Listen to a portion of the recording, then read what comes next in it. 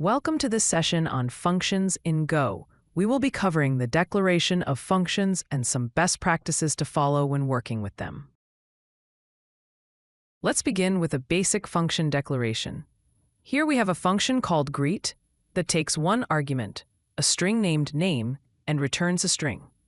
The function concatenates hello, space, with the provided name.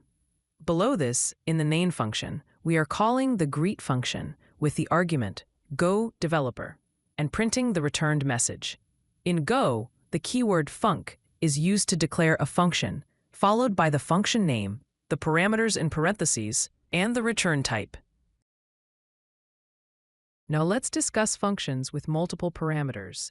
In the first example, the add function takes two integer parameters, a and b, and returns their sum as an integer.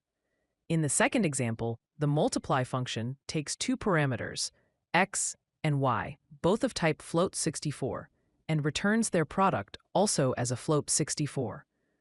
A useful tip is that if consecutive parameters share the same type, you only need to declare the type once, after the last parameter in the group. For example, in the multiply function, we can declare x, y float64. Functions in Go can return multiple values. The divide function here takes two float64 parameters, a and b, and returns both a float64, which is the result of the division, and an error type. If b is equal to 0, the function returns 0 and an error message, division by 0. Otherwise, it returns the result of a divided by b and nil, which signifies no error. This pattern of returning a result and an error is a common practice in Go for robust error handling. Go also supports named return values. In this example, the calculate function takes two integer parameters, x and y, and returns two named integer values, sum and product. Inside the function, we assign the sum of x and y to the sum variable, and the product of x and y to the product variable. Because the return values are already named, we can use a bare return statement, which implicitly returns the current values of sum and product. This feature can make the code more readable, especially for functions with multiple return values. Variadic functions are functions that can accept a variable number of arguments. The sum function here takes a variadic parameter nums, which is a slice of integers. Inside the function, we iterate over the num slice using a for range loop and add each number to the total. The three dots before the type int in the function signature indicates that the function can accept any number of integer arguments.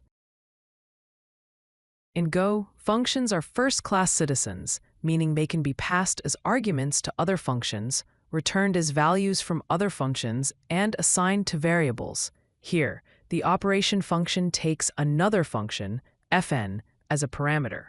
The fn parameter is a function that takes two integers and returns an integer. Inside the operation function, we call the fn function with the arguments 10 and 5 and print the result. In the usage example, we pass an anonymous function, which is a function without a name, to the operation function. This anonymous function simply adds its two arguments and returns the result. To write clean and maintainable code, here are some best practices to follow when working with functions in Go. Keep functions small and focused. Each function should have a clear and specific purpose. Use descriptive names for clarity. Choose names that accurately reflect what the function does. Handle errors explicitly.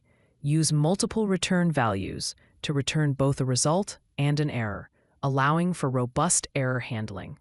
Group related functions in packages. This helps organize your code and makes it easier to reuse. Follow the single responsibility principle. Each function should have only one reason to change. If you like this video, hit that like button and don't forget to subscribe. Visit CodeLucky.com for more such useful content.